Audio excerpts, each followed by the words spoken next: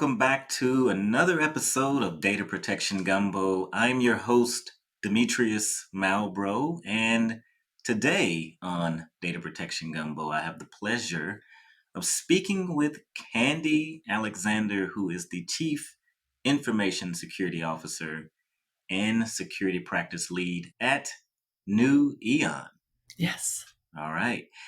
And a little bit about Candy. She has been around in the industry for over 30 years in the information security space, working for various high tech companies. And she's also held numerous CISO positions in which she developed and also managed corporate security programs. And she now works as a virtual or fractional CISO, an executive cybersecurity consultant, helping companies of all sizes improve their security programs through effective security initiatives. So, Candy, welcome to the Gumbo. Well, thank you. It's an absolute pleasure to be here today. Let's see if we can tap into some of that experience that you've had. I'm sure you've seen a lot, you've been around, you've heard a lot, and maybe we can capture some moments of being a chief information security officer and maybe talk to us a little bit about working your way up to where you are today. Yeah, sure. I've been in this for a long time. I really have grown up in this profession. I've been Hmm. fortunate to start in information security because that's what we called it back then. Okay. Before they even had like the CIA model, the risk equation, and all that crazy stuff that, we take for granted today. So, having been in it that long, really have worked my way up the ladder and going from various ladders to get here, right? Because again, when I first started, it was just you're an information security analyst. That was Okay. it. There was no managers. There was, I mean, they made up that job title, Hmm. right? Okay. And Yeah. so I started by teaching how to use a computer lockdown program that Digital Equipment had developed after Kevin Mitnick broke into our network. So I went around the country and taught that. And the reason why I bring that up is that it's an important part and contributes to who I am today and some of the Okay. skills that I have today. And Um, can you maybe explain who Kevin Mitnick is? Because I'm not sure if the audience really understand. Maybe he's just some hacker, but Really, nobody how, understands who Kevin Mitnick. So how Kevin yeah. Mitnick, he was a teenager when I first heard his name out in California. And he was into what we call phone freaking back in the Mm, day when you could remember the landlines we used to have. You press the numbers and it would make different tones. He right. was able to hack phones like that. And then Wow. he expanded his repertoire, if you will, into computers, right? Like Commodore 64. I mean, we're talking way Hmm. back in Hmm. the 80s, right? And Okay. so, very, very intelligent young man who quickly developed the skill set to break into the Digital Equipment Corporation's network using social engineering skills. And we who know Kevin Mitnick today for his name, by the way, he's passed and, God rest his soul, but he was a huge like social engineering expert. That was his gift, if you will. And he social engineered his way into getting access to the network. So he was at the time back in the late 80s, like the world's most famous hacker because Okay. of this and other exploits. So again, as a means of countering those things that Kevin was able to exploit in our computer systems, Digital Equipment created a program to lock it down. We call it hardening, whatever. Hmm. And so, because of that, I picked up a lot of skills for developing training and education materials of Hmm. complex things and then making it relatable so I could teach that around the country and world. So, that's an Okay. important Yeah. aspect of who I am today, right? Because who Gotcha. I am today is all about sharing my knowledge, right? Yeah. Um, Yeah. so I progressed as with the progression of the profession, to become information security manager in Hmm. time. And then, then of course, my first CISO job came upon me, and I was like so excited. And it was one of those things, a good news, bad news story, in that the good news is they didn't have a security program or yeah, cybersecurity program. So I get to build it from scratch. Yep. But the Okay. bad news was I had to start it from scratch. Hmm. So, and think back, this is when a lot of regulations started coming out. And so a lot of programs were developed, computer security programs were developed to be compliant to those regulatory requirements. Hmm. So you were able to get, leadership to invest in your program because they had to by law. Okay. So, but Gotcha. that only went so far, right? And Yeah. then we had to start figuring other things out. Okay. Um, Yeah. Well, I'm sure you probably could go on. I'm sure you have tons of stories related to your overall trajectory as to where you are now. And I want to see if we could do some takeaways and some dirty little secrets of being a CISO or Chief Information Security Officer. Because in my mind, I have this idea of this being like this glamorous, amazing job. You get paid lots of money. You get stock options. You get, all this fame and fortune, and you get to fight the good fight of cybersecurity. But why don't you tell us? Like, is it that, or what is it? Like, is it a great job, or is it just a rewarding job? What is the job yeah, overall? it's not that. Okay. Because when I first started, it's like, oh, I made it. I made the big Yep. time. No, Okay. it's probably one of the most stressful, most Mm. challenging, most unappreciated jobs when you Okay. look at it truly from a C-suite. And you think, "Oh, I'm a chief security officer. Mm-hmm. I'm playing in the big league now." Okay. No, you're not. You're not. Mm. I mean, chief is only a name, and you're not necessarily, at least when I started, you're not always invited to the table, right? Okay. So when you think about that, you think, oh, well, I'm going to be invited to the same meetings like the C suite, right? We're going to talk about strategy of the business and everything else. That's not the case. When CISOs first came about, it kind of like we were the scapegoat, we were the sacrificial lamb. I mean, there are so many stories we can talk about, the latest of which was Joe Sullivan from Uber, was put out to dry, if you will. So, you need to walk into that role with eyes wide open. It Okay. is long hours. You Mhm. have to really fight and justify for your budget and the investment from the business.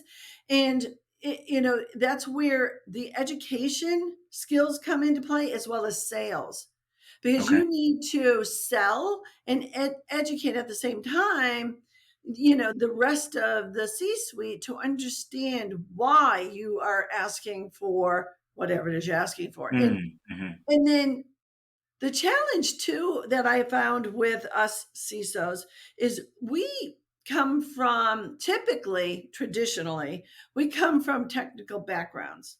And Okay. the irony of that, Demetrius, is that Mhm. the business wants us to be technical. Right. Yeah. So they hire us, right? If you Mhm. don't have a technical background, you Right. probably wouldn't get hired, especially in startups.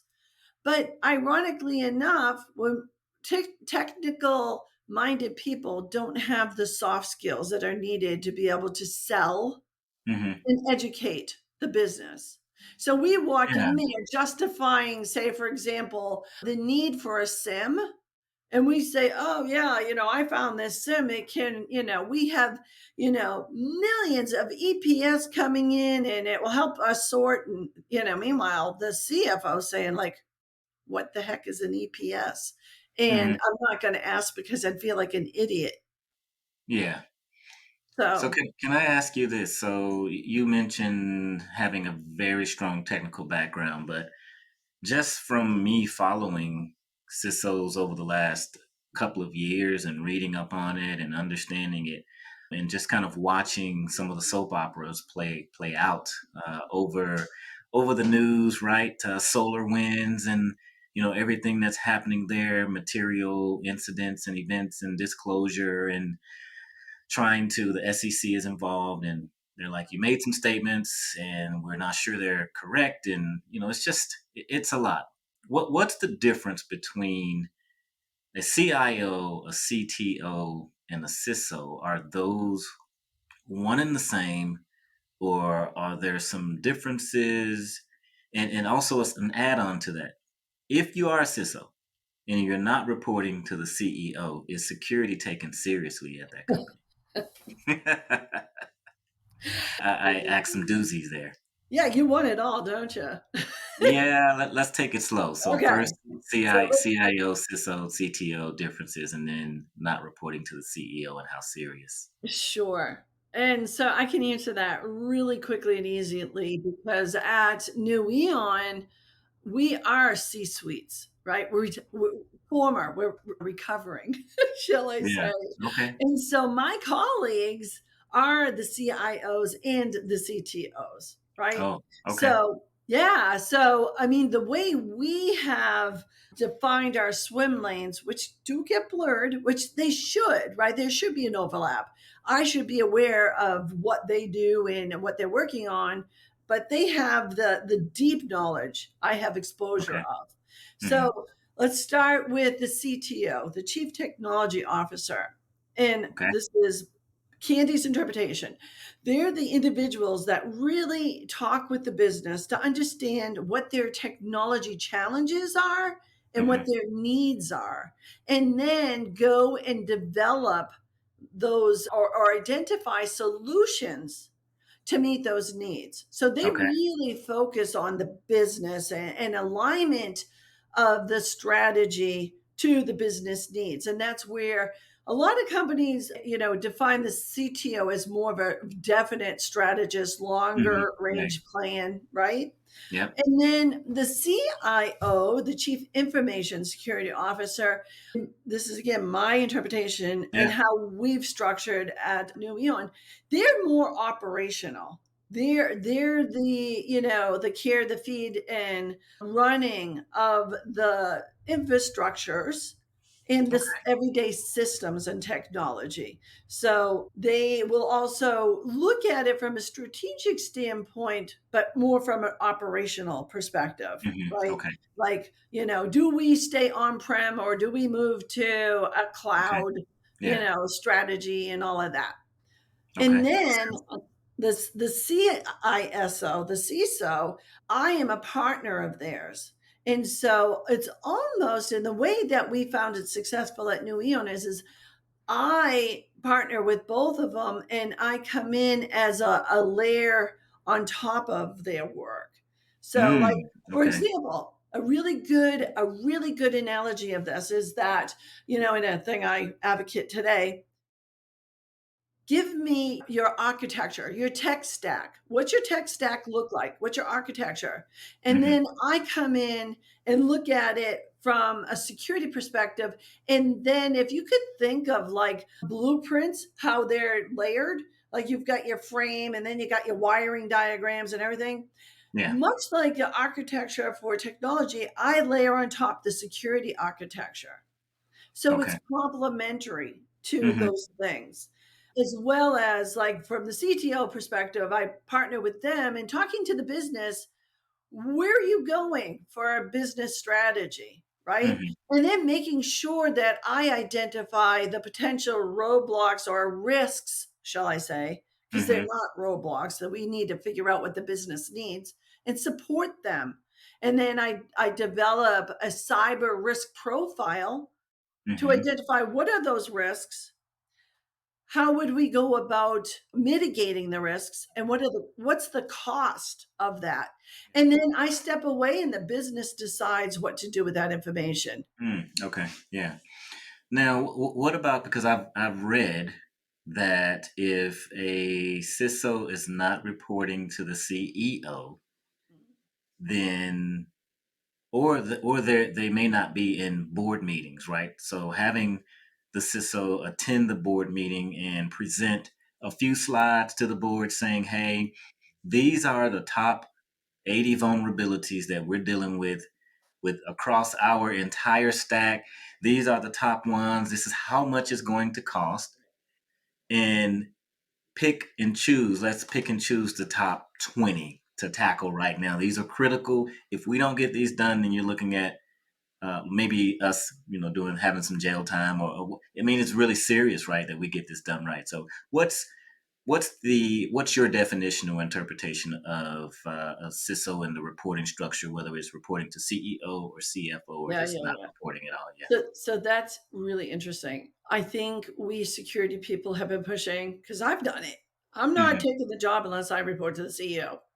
Yeah. Well, not sure if that's really realistic, but I Okay. think to ensure separation of duties, that it can't be the CTO or the CIO. It should be Hmm. somebody else with authority and Okay. accountability. And so I can tell you one role that's been very successful and multiple clients that I've worked with is I work and report into the CFO. Okay. Yep. And so they still have, very much accountability and all that. Now I was giggling when you were talking about the board because Mm-hmm. let's break that down for a Yeah. moment. Let's do that. And so let's face it, the state of New York, and there is proposed legislation to have a security expert sit on the board of directors for Okay. Yeah. organizations. Hmm. Now, when you said, well, do you go in, and present a slide or two of, we got 80 vulnerabilities and Yeah. pick the first? That is not the conversation to have at the board Okay. of directors. And that's one way of ensuring that you never get Yeah. Invite it invited back. back again. Okay. So you need to really, it kind of goes back to, and for anybody who knows me, I oversimplify things, but that's just how Hmm. my mind works, is that Yeah. I have to simplify it. Know your audience. Hmm. They are Okay. not technical. They don't understand the Right. delineation of, risk and the prioritization of risk. But what you do go in with is say, listen, we are on target. You need to know what their drivers are. Mm. Usually it's compliance to regulations, Okay. right? Yeah. Hmm. And then it's in regards to overall security position, Hmm. right? So, like, looking at our risk program at our company, Acme Chemicals, we have,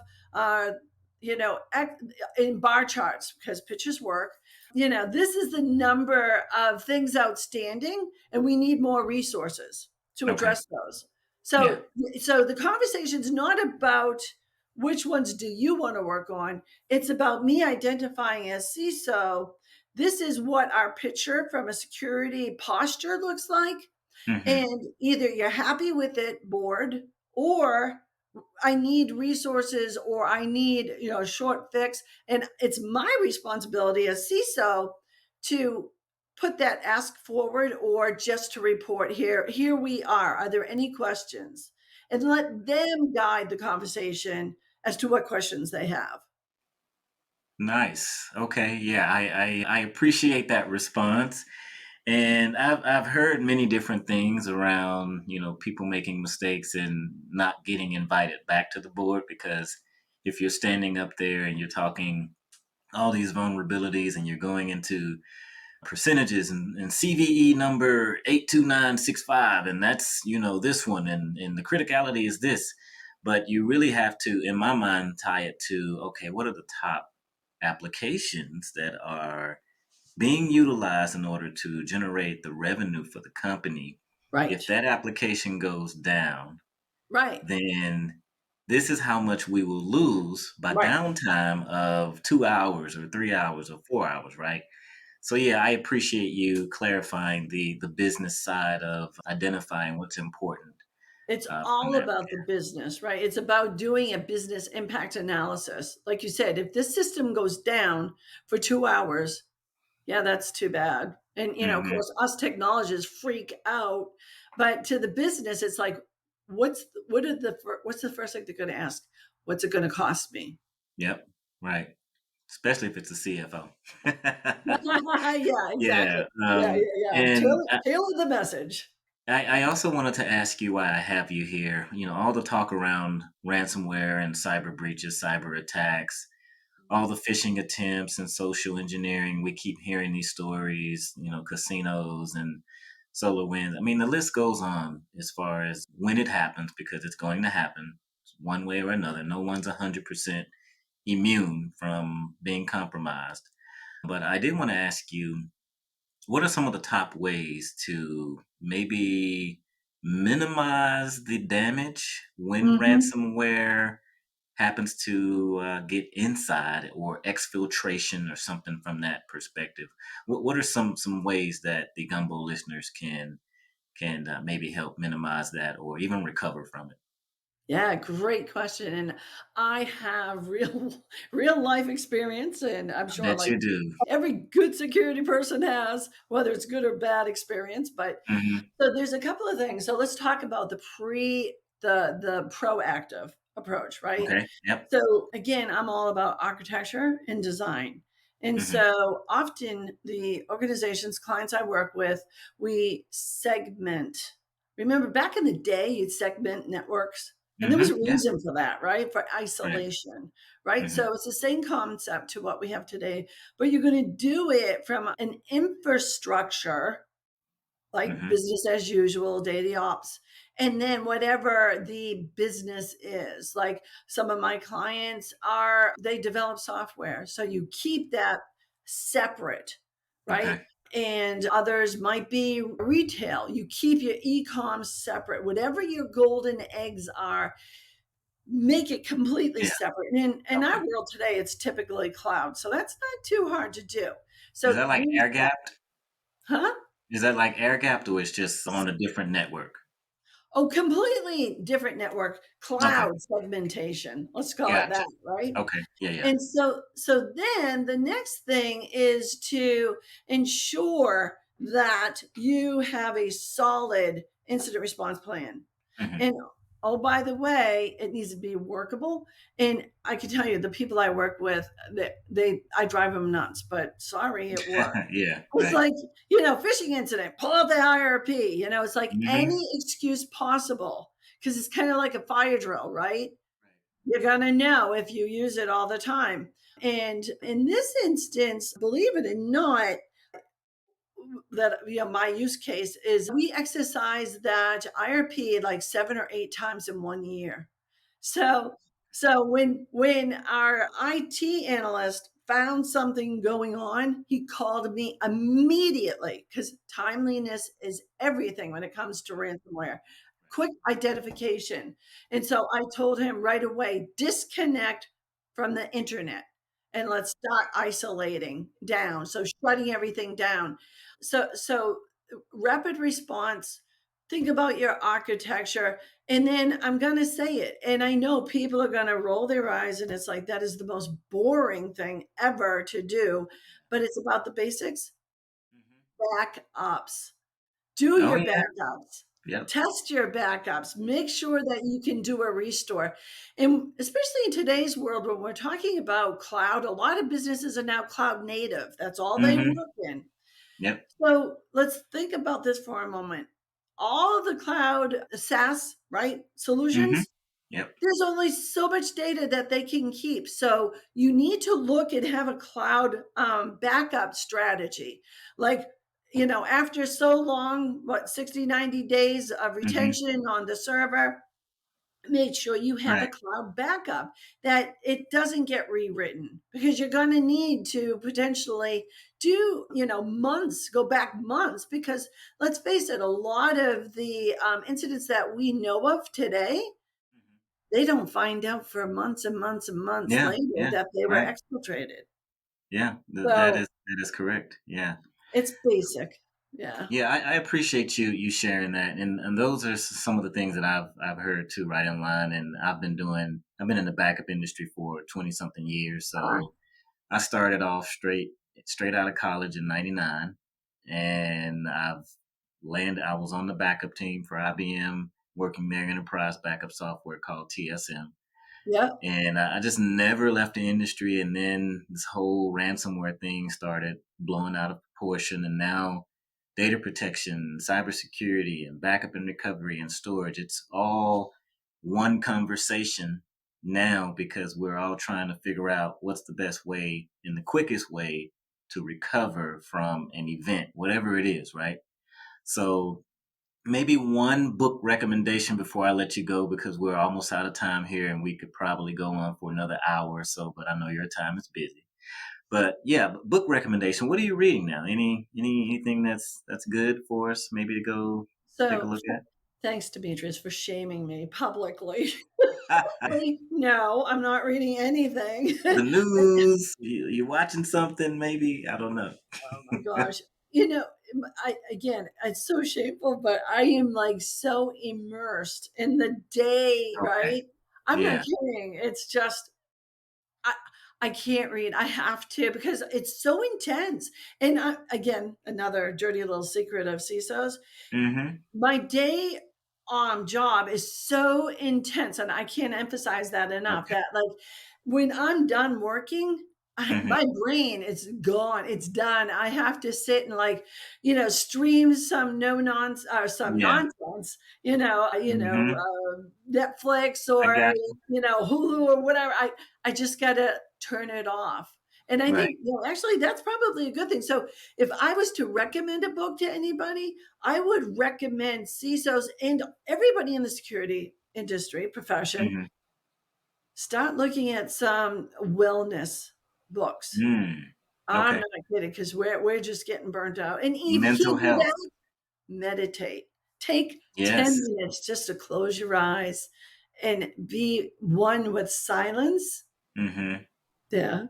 I love it. I love it. It's always great to close out with something around wellness and mental health, taking a moment because we're all inundated with information and it's just digital overload right now. And man, I look at my children now and it's like I wouldn't want to be my children because growing up with technology and cell phones and social media and everything is just moving so fast. So great advice there, Candy. And I do appreciate the time you've taken out to give us some dirty little secrets on being a CISO. And before I let you go, I want to put a quick plug in for a group that I run on LinkedIn. It is called Backup and Recovery Professionals. And so there are about 25,000 like minded professionals specializing in backup recovery, cybersecurity, storage, data protection. I mean, the list goes on. So please go check out the group and join it if you would like to participate and share some of your knowledge as well. But Candy, thank you, thank you, thank you once again for being a guest on the Gumbo. My pleasure. I appreciate it. It was a lot of fun.